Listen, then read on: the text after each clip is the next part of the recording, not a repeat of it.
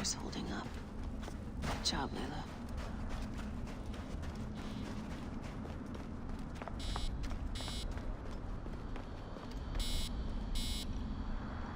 One bar. No, half a bar.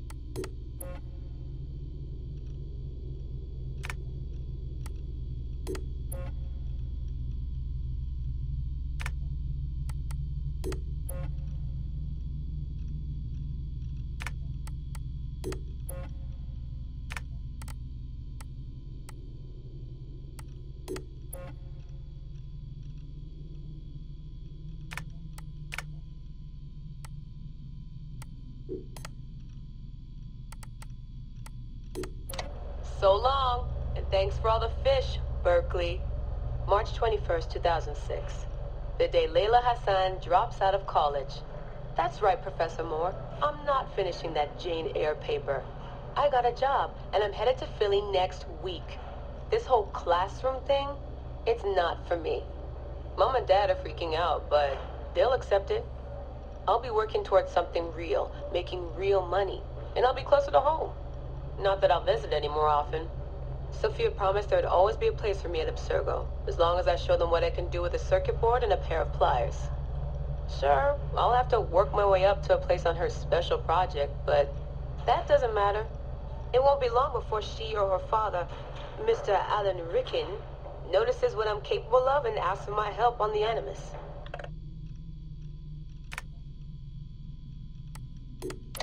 I've come to the conclusion that Sophia is shit at hiring staff.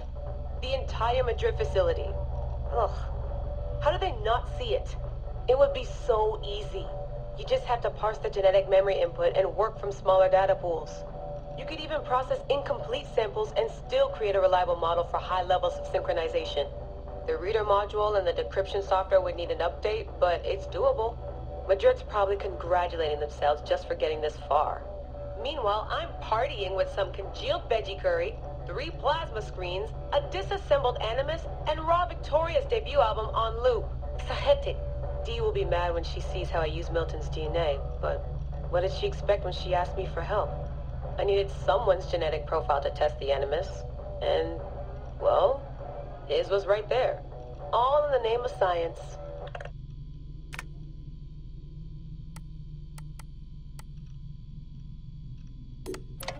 I swear, I get more done reading the latest copy of Wired on the toilet than the rest of the guys do all day in the lab. I mean, the body band? Really? If people can't take a walk on their own, they aren't going to listen to a watch that tells them to do it either. This is all so pointless. I should just go back to... Wait, that's probably what the body band would tell me to do. What I should do is build something that will simultaneously blow people's minds and the doors off the Animus Project. Nothing at Abstergo Fitness is going to be big enough for that. I'm bored as hell. But there's nothing like boredom to stimulate creativity. Yep. I think the body band needs a little adjustment to its language processing program.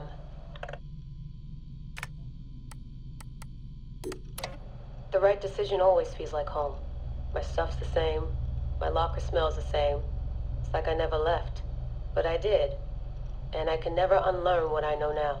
How will it change my work at the Historical Research Division? Hard to say. All I know is that it will. Our Dom booked us a lunch. Nothing fancy. She wanted me to meet Deanna Geary, my new medical officer. She looks like she was born in the middle of a cornfield, but she seems okay. I can't believe she left homemade cookies on my desk. I don't know why I told her about getting stood up last weekend. I never talk about personal stuff at work. At least it seems like I can trust her. You need that to stay alive in the field. Too bad most of Abstergo's tactical units don't consider trust a priority.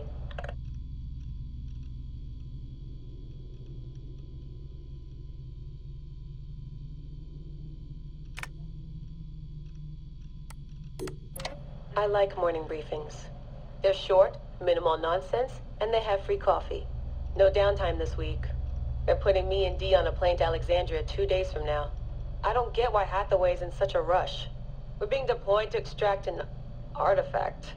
If it were a person of interest, the push would make more sense. A person could be halfway across the world in a couple of hours. But an artifact that's been sitting around for 2,000 years, it's not going anywhere. An artifact of high interest. Heard that before. It always ends up being some crappy pottery shard or half an old book. My Animus runs on DNA, not tableware. It'll be strange visiting Egypt for the first time since 2013. Back then I went looking for my roots, and found trouble instead. It's good that Dee's coming. She always keeps me from doing anything too stupid.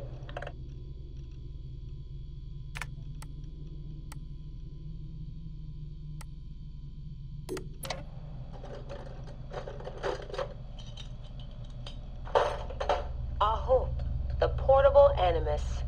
No mention in the official credits, but all those emails, all those middle-of-the-night phone calls from Madrid, there's a lot of me in there. Sophia, if I'd known you just wanted to strip mine my brain and leave me in the dark, I never would have followed you. Go away! There's no candy here! Nothing in life is ever free. Ever. The Animus. I can tell. I know it wouldn't have worked without my advice. Just look how they did the heat sink, the VRMs, the high amperage rating by transistor. It was me who told them it would offset failure of the... What's this? Hello there, DNA reader module. Are you ringing my doorbell? Maybe there's some candy here after all.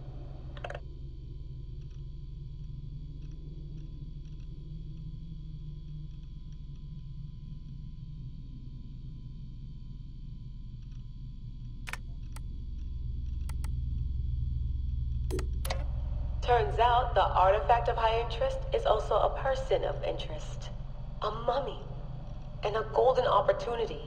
I've informed Dee of some changes I'm making to our assignment parameters. She acted mad, but I know she's eager to see my Animus field tested. Abstergo won't mind. Well, they would if they found out, but they won't. Hathaway's intel was a disaster.